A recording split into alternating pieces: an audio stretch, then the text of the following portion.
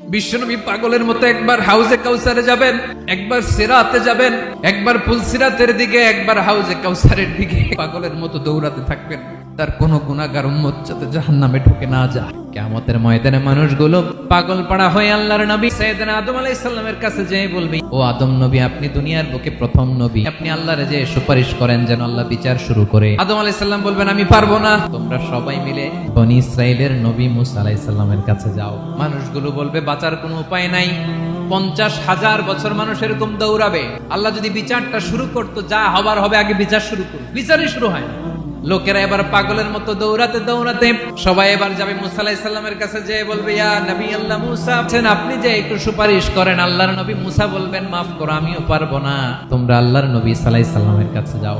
ঈসা আলাইহিস সালামের কাছে যাবে, যে বলবে, নবী ঈসা, আজকের এই কঠিন বিপদের দিনে আপনি আমাদের সাহায্য করেন। আল্লাহর কাছে যে বলেন যেন বিচার শুরু করে। আল্লাহর নবী ঈসা আলাইহিস সালাম বলবেন, আমিও পারবো না। আমার উম্মত খ্রিস্টানেরা আল্লাহরে বাদ দিয়ে আমি ঈসার ইবাদত করেছে।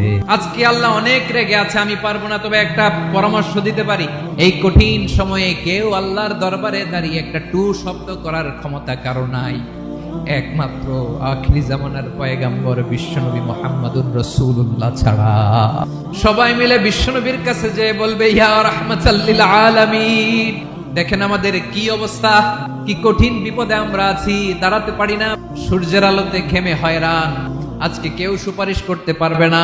সব নবীরা অপারগতা স্বীকার করেছে, তারা বলেছে আপনি ছাড়া কেউ নাকি আল্লাহর সামনে দাঁড়াতে পারবেন না, আপনি একটু সুপারিশ করেন। বিশ্বনবী বলবেন, আসো আসো, আজকের দিনে আমি ছাড়া আল্লাহর সামনে কেউ দাঁড়াতে পারবে না। বিশ্বনবী মাকামে মাহমুদে যে আল্লাহু আকবার বলে সিজদায় লুটিয়ে পড়বেন। বিশ্বনবী এমন ভাবে অজর দ্বারায় সিজদায় লুটিয়ে পড়ে কাঁদবেন, রব্বুল আলামিনের রহমতের দরিয়ায় জোশ লেগে যাবে। রব্বুল আলামিন এই দৃশ্য থেকে সহ্য করতে পারবেন না। রব্বুল আলামিন বলবেন, ইয়া মুহাম্মদ ইরফা রাসাক, ও নবী আপনি মাথা তোলেন, আজকে আপনি যা চাবেন তাই দেব। যার জন্য সুপারিশ করবেন তার সুপারিশ কবুল করে নেবেন। বিশ্বনবী মাথা তুলবেন, তুলে বলবেন, রব্বি হাবলি উম্মতি, আল্লাহ তুমি আমার গুনাহগার উম্মতকে বাঁচাও। এই দুনিয়ার বুকে রব্বুল আলামিন সব নবীকে একটা করে দাওয়া মুস্তাজাবা দিয়েছেন, মানে যে দোয়া করলে কবুল হয়ে যায় সাথে সাথেই। দুনিয়ার সব নবীরা ওই দোয়াটা দুনিয়ায় করে ফেলেছে।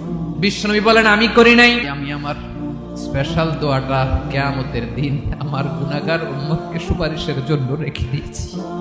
আজকে আমি তোমার দরবারে দাঁড়িয়ে কিয়ামতের দিন ওই দোয়াটা করছি, আল্লাহ আমার যে উম্মতের হৃদয়ে যাররা পরিমাণ ঈমান আছে, আমার একটা উম্মতকেও তুমি জাহান্নামে ঢোকাতে পারবা না।